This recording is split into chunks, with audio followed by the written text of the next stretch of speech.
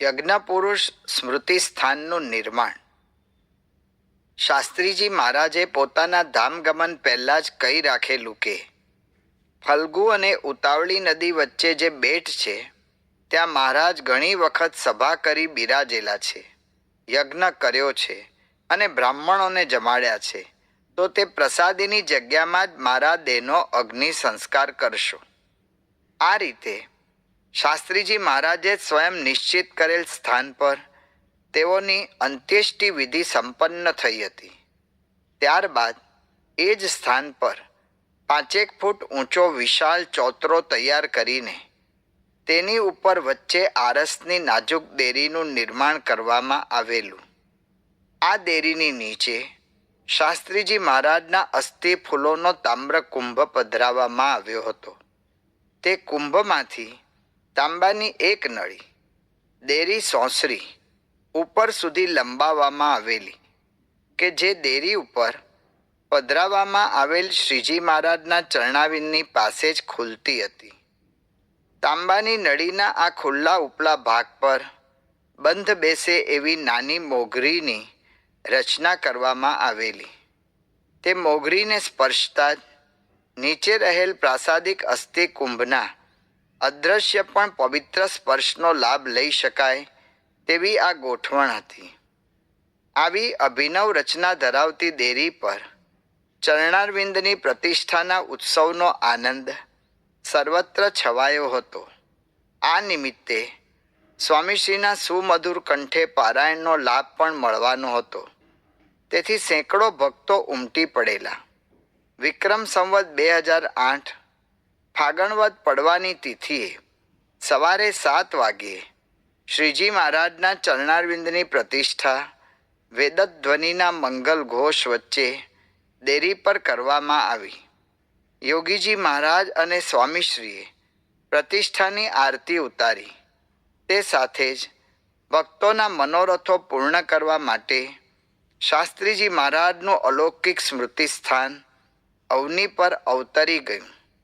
સૌ ભક્તો નવીન રચનાને કારણે શાસ્ત્રીજી મહારાજના અસ્થિ ફૂલના સ્પર્શનો લાભ મેળવી રોમાંચિત અને કૃતાર્થ થઈ ગયા. કોઈ વિધ તમમાં નવ મળે કાચું. યજ્ઞપુરુષ સ્મૃતિ સ્થાનની પ્રતિષ્ઠાના આ અવસરે પોલેન્ડ દેશના નિવાસી મિસ્ટર પ્રિન્સ પણ મુંબઈના હરિભક્તો સાથે આવેલા. આ વિદેશીનું મન સારંગપુરના મંદિરની ભવ્યતા, સ્મૃતિ સ્થાનની રમણીયતા અને યોગીજી મહારાજ તથા સ્વામીશ્રીની દિવ્યતાથી તરબતર થઈ ગયું. પ્રતિષ્ઠાના દિવસે બપોરે 11:30 વાગ્યે સ્વામીશ્રીએ પારાયણની પૂર્ણાહુતિ કરી. ત્યારબાદ બપોરે 3 વાગ્યે તેઓ વ્યવસ્થાપક કમિટીની મિટિંગમાં બિરાજ્યા. તેમાં તેઓની ઉપસ્થિતિમાં મહત્વપૂર્ણ નિર્ણયો લેવાયા. આ દિવસે રાત્રે જ મોટાભાગના હરિભક્તો વિદાય લેવાના હતા. તે સૌને બોટાદ સુધી પહોંચાડવા માટેની વાહન વ્યવસ્થામાં પણ સ્વામીશ્રી ખડે પગે સેવારત રહેલા. મંદિરોના વાહન દ્વારા સૌ ભક્તો સમયસર અને સુખરૂપે પહોંચી જાય તેવી સુંદર ગોઠવણ તેઓએ કરી આપેલી. આમ સવારે પ્રતિષ્ઠાના વિધિ વિધાનમાં ભક્તિભાવપૂર્વક તલ્લીન, બપોરે વ્યાસપીઠ પર બેસી કથારસ રેલાવતા, સાંજે મિટિંગમાં વ્યાવહારિક ગૂંચોને ઉકેલી વહીવટી માર્ગ સુગમ કરી આપતા અને રાત્રે ભક્તોની સેવામાં અહીં તહીં ઘૂમતા સ્વામીશ્રીના અનેક સ્વરૂપો જોઈ આજનો પ્રતિષ્ઠા દિન ધન્યતા અનુભવી રહ્યો. જો કે પ્રત્યેક સમયો તેઓની આવી સર્વતોમુખી પ્રતિભાનો સાક્ષી બની રહેતો. પ્રત્યેક સમયમાં દરેક મોરચે એક અણનમ યોદ્ધાની જેમ તેઓ જૂਝતા અને જીતતા દેખાતા. વેદવિધિ, કથા, વહીવટ કે સેવા વગેરે જે ક્રિયા કરતા હોય તેમાં તેઓ સંપૂર્ણ બંધ બેસતા છે એમ જ સૌને જણાતું. અમુક તમુક ક્રિયામાં તેઓની ઓછી આછી ફાવટ છે એવું લેશ ના લાગે. કોઈ વિધ તમમાં નવ મળે કાચું, બ્રહ્માનંદ કહે સાચું. આ પંક્તિઓમાં બરાબર ગોઠવાઈ જાય તેવું તેઓનું જીવન હતું.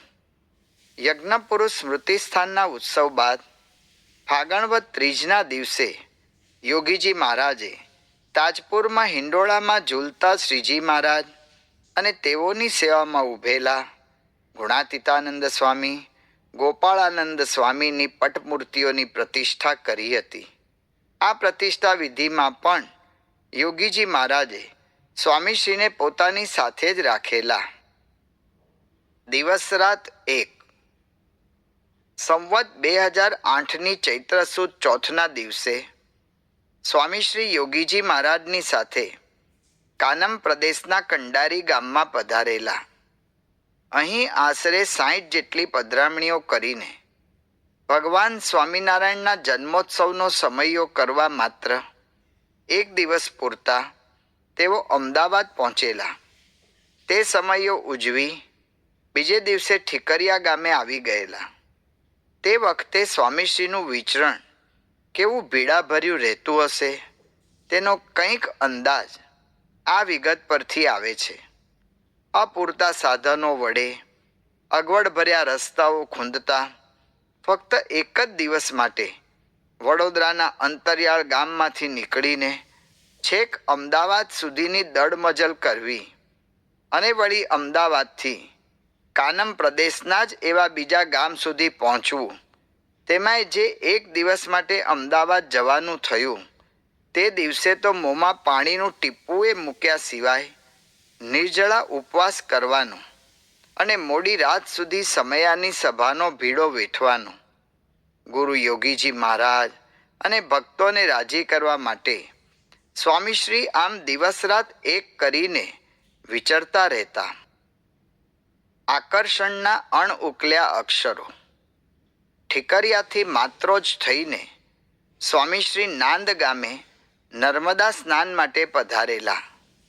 અત્રે એકાદશીના પવિત્ર દિવસે નદીમાં સ્નાન કરીને તેઓ સારિંગ પહોંચ્યા. અહીં આણંદના વિનુભાઈ તથા રમણભાઈ એટલે કે પૂજ્ય ડૉક્ટર સ્વામી પણ યોગીજી મહારાજનો લાભ લેવા આવી પહોંચેલા. આ પ્રસંગે રમણભાઈના મન પર સ્વામીશ્રીની શું અસર પડેલી તેનું વર્ણન કરતાં તેઓએ જ લખ્યું છે, પ્રમુખ સ્વામી મહારાજનો સંસ્થામાં શું હોદ્દો છે તેનો મને ખ્યાલ નહોતો. તેમણે જાહેરમાં કોઈ કથા કે પ્રવચન કર્યું હોય તેવી સ્મૃતિ નથી. અંગત રીતે કોઈ વાતચીતના પ્રસંગો પણ બન્યા નથી. પણ પ્રમુખ સ્વામી મહારાજની હાજરી મને ગમતી. આ અભિપ્રાય વિચારવા જેવો છે. પુષ્પ સુગંધ આપે છે તેથી ગમે છે. ફળ સ્વાદ પમાડે છે તેથી ગમે છે. ચંદ્ર ચાંદની ઢોળે છે તેથી ગમે છે. સ્નેહ હંમેશા નિમિત્તની અપેક્ષા રાખે છે, પરંતુ એવી કોઈ લેવા દેવાની વાત વિના, સાથે ઉઠવા બેસવાના પણ યોગ વિના સ્વામીશ્રીની હાજરી ગમે એ કેવું આકર્ષણ! જીવનમાં કેટલા સદ્ગુણોના સરવાળા થયા હોય ત્યારે વ્યક્તિની ઉપસ્થિતિ માત્ર અન્યને આનંદ આપે. ખરેખર સ્વામીશ્રીના આકર્ષણના અક્ષરો અણઉકલ્યા જ રહેવાના છે. સર્વમાન્ય અને સર્વસન્માન્ય. સારિંગથી સ્વામીશ્રી ચૈત્રી પૂનમનો સમયો કરવા માટે ભરૂચ થઈને બોચાસણ પધાર્યા હતા. અહીં પ્રત્યેક સમયા પ્રસંગે હરિભક્તોનો ખૂબ ધસારો રહેતો. તેને પહોંચી વળવા આ વખતના ઉત્સવ માટે ચોગાનમાં વિશાળ મંડપ બાંધવામાં આવેલો. સૌને તેથી ઘણી રાહત થઈ હતી. આ પ્રસંગે મંદિર સંકુલમાં પણ ઘણી નવીન રચનાઓ આકાર પામેલી. એક તો સંત નિવાસની હવેલી નૂતન રંગરોકાણથી સજ્જ થઈ ગયેલી. મંદિરમાં પણ ત્રીજા માળે પથ્થરના થાંભલા ચઢી ગયા હતા. પણ આશ્ચર્ય ઉપજાવે તેવી ઘટના એ બનેલી કે મંદિરના રંગમંડપમાં ઢોલિયા પર અક્ષર પુરુષોત્તમ મહારાજ, શાસ્ત્રીજી મહારાજ, યોગીજી મહારાજ, નિર્ગુણ સ્વામીની સાથે સ્વામીશ્રીની પટ પ્રતિમા પણ પધરાવાઈ હતી.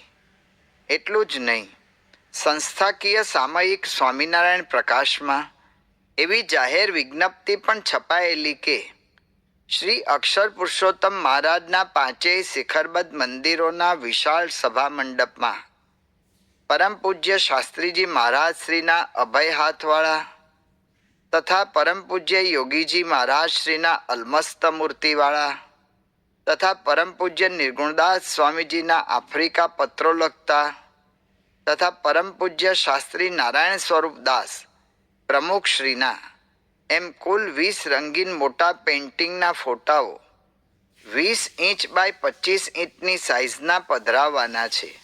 તો જે સદગૃહસ્થ હરિભક્તોને સેવા કરવાની ઈચ્છા હોય તેઓએ આ સેવાની અણમોલ તક ઝડપી લેવી. સ્વામીશ્રીની ઉંમર આ જાહેરાત પ્રસંગે હજુ તો માત્ર 31 વર્ષની જ હતી. તેમ છતાં તે સમયમાં હયાત અન્ય જૂના વિદ્વાન કાર્યકુશળ સાધુતા સંપન્ન સંતોની આગળ તેઓની પટ પ્રતિમાઓ મૂકવાની પરંપરા ચાલી એ તેઓની સર્વમાન્ય અને સર્વ સન્માન્ય પ્રતિભાને દર્શાવે છે. વય લઘુ પણ કામ કીધ ભારી એ સ્વામીશ્રી માટે સત્ય ઠરતું સૌને જણાતું. બોચાસણમાં ચૈત્રી પૂનમના સમયામાં લાભ આપીને સ્વામીશ્રીએ પુનઃ કાનમ પ્રદેશનું વિચરણ આરંભ્યું. કાનમના આ બીજા સત્રના વિચરણમાં તેઓ વાઘોડિયા, આનંદપુરા, સમળા તળાવ, ખેરવાડી થઈને અંટોલી પધારેલા. આ ગામના પાદરમાંથી દેવ નદી વહે છે. તેમાં સ્નાન કરીને સ્વામીશ્રીએ નદીને તીર્થત્વ આપ્યું. નદી કાંઠે જેઠાભાઈના કૂવા પાસે આવેલા ઘટાદાર આમ્રવૃક્ષની છાયામાં સભાનું આયોજન કરવામાં આવેલું. ખળખળ વહેતી નદી, આમ્રવૃક્ષની સઘન છાયા, ગામડાનું રળિયામણું વાતાવરણ અને સ્વામીશ્રીની ધીર ગંભીર વાણીનો માંડવો બરાબર નંખાયો હતો. તે સભામાં સ્વામીશ્રીએ કથા વાર્તાનો લાભ આપી સૌને આનંદ પમાડ્યો. ધન્ય વૃંદાવનવાસી વટની છાયા રે, જ્યાં હરી બેસતા એ નરસૈયાના પદની અનુભૂતિ સૌને થઈ રહી. સલાડમાં દાંતણનું દંગલ. અંટોલીથી ભાયાપુરા, કરમાલિયાપુરા, કારવણ થઈને સ્વામીશ્રી સલાડ પધારેલા. અહીં યોગીજી મહારાજ અને સ્વામીશ્રી પધાર્યા એટલે ગામવાસીઓનો ઉત્સાહ તો 7મા આસમાને અડી ગયો. સૌએ સંતોનું ભવ્ય સામૈયું કર્યું. યોગીજી મહારાજ સાથે આશરે 101 ભક્તોનો સંગ હતો. સૌની યથોચિત આગતા સ્વાગતા કરીને ગ્રામજનોએ કથા વાર્તાનું સુખ પણ માણ્યું. રાત્રે ચેષ્ટાગાન બાદ સૌ આરામમાં પધાર્યા. અહીં સ્વામીશ્રી મંદિરના ઓટલે સૂતા હતા. દૂર વંડો હતો. ત્યાં સૌ માટેના દાંતણ મૂકવામાં આવેલા. તેમાંથી સૌથી સારું દાંતણ એક વકીલ ભક્તે ઉપાડ્યું. તેઓની આ એક કુટેવ જ હતી કે કંઈ પણ સારું જુએ કે તરત ધાપ મારે. તે કોનું છે, શા માટે છે વગેરે જોવાની કોઈ દરકાર જ નહીં. જાણે એકલ પેટાની આવૃત્તિ જ જોઈ લ્યો. તેથી તેઓએ યોગીજી મહારાજ માટે રાખેલું દાંતણ જ ઉપાડેલું. આ દ્રશ્ય તબીબી અભ્યાસ કરીને આવેલા એક ભક્તે જોયું. તેથી તેણે દાંતણ લેનારને કહ્યું, આ દાંતણ યોગી બાપાનું છે, તે તમે કેમ લઈ લીધું? બસ આ મુદ્દા પર ચર્ચાએ ગરમી પકડી. વાતમાં કોઈ વજૂદ નહોતું, પણ બંને ભણેલા, તેથી વળ પર વળ ચડાવતા જાય. તેમાં રાત્રિના 3ના ટકોરા પડ્યા, પણ દાંતણના તંતનો અંત આવ્યો નહીં. સ્વામીશ્રી જમણા ઓટલે સૂતેલા અને આ બંને મહાશય ડાબા ઓટલે આ કકળાટ કરી રહેલા. રાત્રિ જામતી ગઈ તેમ તેઓનો કજિયો પણ જામતો ગયો. દાતણની વાત વણસીને અંગત આક્ષેપો સુધી પહોંચી ગઈ. તેથી મધરાતે સ્વામીશ્રીએ તેઓને કહ્યું, તમે બંને હવે સૂઈ જાઓ અને મને પણ ઊંઘવા દો. તમારે ઝઘડવું હોય તો બહાર ઓટલે બેસો. સ્વામીશ્રીએ આમ કહ્યું એટલે તેઓ બંને ડેલો ખોલી મંદિરના બહારના ઓટલે બેઠા અને કુકડો બોલ્યો ત્યાં સુધી આક્ષેપબાજી ચલાવી. સવાર પડી એટલે પેલા વકીલ આદમીએ તો દાતણ કરી નાખ્યું અને ડૉક્ટર મોં વકાસતા જોઈ રહ્યા. છતાં બોલાચાલી તો બંધ ન જ થઈ. છેવટે સ્વામીશ્રીએ તેઓને કહ્યું, અલ્યા તમે બેય પંડિતો વિદ્વાનો એક દાતણ માટે આટલું બધું શું લાંબુ કરો છો? યોગીજી મહારાજે દાતણ કરી લીધું છે, માટે હવે તો બંધ થાઓ. આમ કહીને સ્વામીશ્રીએ દંગલને મંગલમાં ફેરવવા પ્રયત્ન કર્યો, પણ સ્વામીશ્રીની આ સમજણના જળ તો છમકારો થઈને ઉડી જાય એટલી હદે આ ભણેલા ભૂતો વચ્ચે વઢવેડની લોટી તપી ગયેલી. છેવટે બીજા દિવસની બપોર પછી બંને શાંત થયેલા. એક સરખો ઉત્સાહ. સલાડથી રૂવાદ, પોર વગેરે ગામો ફરતા ફરતા સ્વામીશ્રી આણંદ પધારેલા. યોગીજી મહારાજ સાથે આણંદ પધારવાનો સ્વામીશ્રીનો હેતુ મૂર્તિ પ્રતિષ્ઠા મહોત્સવ હતો. આણંદને શાસ્ત્રીજી મહારાજે પોતાનું ડુંગરી એટલે આગવું ગામ માનેલું. આણંદના હરિમંદિરનો નકશો પણ તેઓએ જ તૈયાર કરાવેલો, જેમાં ટાવર મૂકવાની સૂચના આપેલી. મંદિરનો આકાર પણ વરતાલના સભામંડપ જેવો રખાવેલો. શાસ્ત્રીજી મહારાજના અંતરમાં રમતા એવા આણંદના આ હરિમંદિરનો પ્રતિષ્ઠા મહોત્સવ વિક્રમ સંવત 2008 વૈશાખ સુદ ત્રીજના રોજ યોગીજી મહારાજના વરદ હસ્તે થયો. આ મંદિરની પ્રતિષ્ઠા વિધિ બાદ સ્વામીશ્રી વૈશાખ સુદ પૂનમના રોજ ગોંડલથી 7 માઇલ દૂર વસેલા દેવચડી ગામે પહોંચેલા. અહીં પ્રસંગ હતો એક હરિભક્તના ઘરનું વાસ્તુ પૂજન. આમ મંદિરોના પ્રતિષ્ઠા ઉત્સવો હોય કે હરિભક્તોના ઘરના વાસ્તુ પ્રસંગ, સ્વામીશ્રી એક સરખા ઉત્સાહથી બધે જ જતા અને સૌને રાજી કરતા. તેઓને મન કોઈ પ્રસંગ મોટો કે નાનો નહોતો, કારણ કે તેઓ માટે દરેક પ્રસંગ યોગીજી મહારાજને રાજી કરવાની એક તક સમાન જ હતો.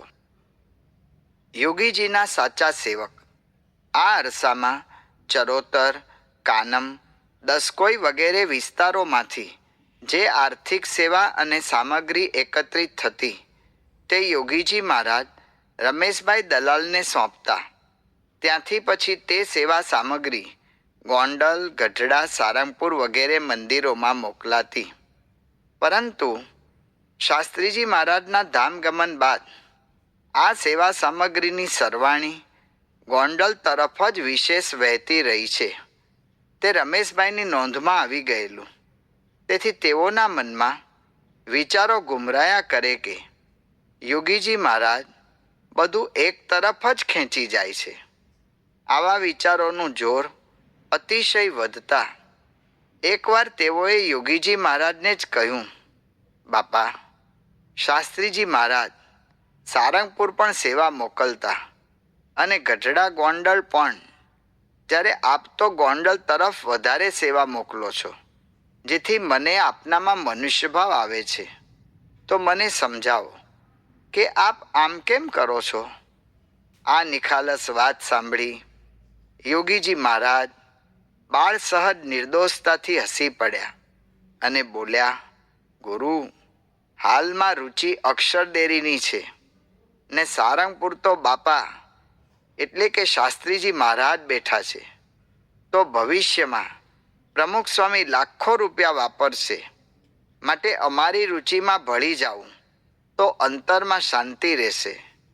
યોગીજી મહારાજના મુખેથી સરી પડેલા આ ખુલાસામાં સ્વામીશ્રી દ્વારા થનારા સારંગપુર મંદિરના વિકાસની ભવ્ય આગાહી સંભળાય છે. યોગીજી મહારાજે કહેલ આ આર્ષ વચન અનુસાર સ્વામીશ્રીએ સારંગપુરનો જે અકલ્પ્ય વિકાસ કર્યો તે આજે સૌ નજરે જોઈ શકે છે. વિશાળ હરિયાળું મંદિર સંકુલ, યજ્ઞપુરુષ સ્મૃતિ મંદિર, 300થી વધુ સંતો પાર્ષદો સાધકોથી ધબકતું સંત તાલીમ કેન્દ્ર, 2000થી વધુ વિદ્યાર્થીઓથી ધમધમતું સ્વામિનારાયણ વિદ્યા મંદિર, સેંકડો યુવાનોથી ઉભરાતું યુવા તાલીમ કેન્દ્ર, સ્વામિનારાયણ સંસ્કૃત મહાવિદ્યાલય, રાષ્ટ્રીય ખ્યાતિપ્રાપ્ત ગૌશાળા કૃષિ, હજારો ભાવિકોને આશ્રય દેતા યાત્રાળુ નિવાસના સુવિધા સજ્જ સંકુલો વગેરે સ્વામીશ્રી દ્વારા થયેલ સારંગપુર મંદિરના વિકાસના સાક્ષીરૂપ નમૂના છે. યોગીજી મહારાજે પોતા પર મૂકેલા વિશ્વાસને 125% સાર્થક કરતા તેઓ યોગીજીના સાચા સેવક બની રહેલા. યોગીનો બાહ્ય પ્રાણ. લક્ષ્મણજીનું શબ્દચિત્ર દોરતા કહેવાયું છે, રામસ્ય દક્ષિણો બાહુ નિત્યમ પ્રાણઃ બહિશ્ચરઃ. લક્ષ્મણજી રામનો જમણો હાથ હતા અને રામના શરીરની બહાર ફરનારો રામનો પ્રાણ હતા. આ વર્ણન યોગીજી મહારાજ અને સ્વામીશ્રી માટે પણ અદલ યોગ્ય જણાતું. યોગીજી મહારાજનો જમણો હાથ હોય તેમ સ્વામીશ્રી વિચરણ પારાયણ કે મહત્વપૂર્ણ પ્રસંગે હંમેશા યોગીજી મહારાજની સાથે રહેતા. અથવા તો એમ કહો ને કે યોગીજી મહારાજ જ આવા પ્રસંગોએ સ્વામીશ્રીને સાથે જ રાખતા. કારણ કે સ્વામીશ્રી સાથે હોય ત્યારે યોગીજી મહારાજને ઘણી નિરાત રહેતી. યોગીજી મહારાજની સાથે ફરનારા સૌના ઉતારા, પાગરણ, ભોજન, વાહન વગેરે બધી વ્યવસ્થા સ્વામીશ્રી સાચવી લેતા. તેઓ જેની જેવી પ્રકૃતિ હોય તેને બરાબર ઓળખે અને તે મુજબ તેની સરભરા કરે. તેથી સૌ રાજી રહે, સેવા પણ સારી કરે. આમ સ્વામીશ્રી સાથે હોય ત્યારે યોગીજી મહારાજને હરિભક્તો સંબંધી કોઈ ચિંતા રહેતી નહીં. વળી સ્વામીશ્રીના સાથે હોવાને કારણે કથા વાર્તામાં પણ યોગીજી મહારાજને ટેકો રહેતો. સ્વામીશ્રીની કથા સૌને સમાસ અને સંતોષ પમાડે તેવી, મૃદુ શૈલી, સ્પષ્ટ ભાષા અને મીઠો સ્વર. તેથી સૌના મન રંજન થઈ જાય. પ્રેરણા પાથે પણ ભરપૂર સાંપડે. મંદિરો કે મંડળોના નાના મોટા પ્રશ્નોને પણ સ્વામીશ્રી બંને પક્ષે સંતોષ થાય તે રીતે સુલઝાવી દેતા. આમ દરેક પ્રકારે સ્વામીશ્રીનો સાથ યોગીજી મહારાજને ઉપકારક રહેતો. તેથી યોગીજી મહારાજ સ્વામીશ્રીને અવારનવાર પોતાની સાથે રાખતા. આ રીતે તેઓ ગુરુ પૂર્ણિમાના સમયે બોચાસણ આવી પહોંચ્યા. શતાવધાની સંત. બોચાસણમાં સમયાની સભામાં સ્વામીશ્રીએ સદબોધ આપતા જણાવેલું કે આ જ્ઞાન તો ફિરંગીની તોપો જેવું છે. ભ્રમરૂપ કરી મૂકે તેવું છે. તેને વર્તનમાં મૂકવાનું છે.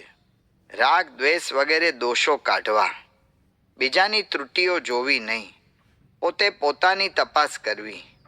આપણે શા માટે સાધુ સત્સંગી થયા છીએ તેની તપાસ રાખવી. વિષયમાં રાગ છે ત્યાં સુધી અંતરમાં શાંતિ થતી નથી. નામું રાખવું. સૌએ સ્વામી શાસ્ત્રીજી મહારાજના અંતિમ સંકલ્પને સંભાળી ગઢડા મંદિર તરફ લક્ષ્ય રાખી તેમની છેલ્લી મરજી સાચવી તેમને રાજી કરી લેવા. સ્વામીશ્રીના વક્તવ્ય બાદ યોગીજી મહારાજે પણ આશીર્વાદ રેલાવ્યા. ત્યારબાદ લગભગ 1:30 વાગ્યા સુધી પૂજન વિધિ ચાલ્યો. તેમાંથી પરવારી સ્વામીશ્રીએ ભોજન લીધું ત્યાં વ્યવસ્થાપક કમિટીની મીટિંગનો સમય થઈ ગયો.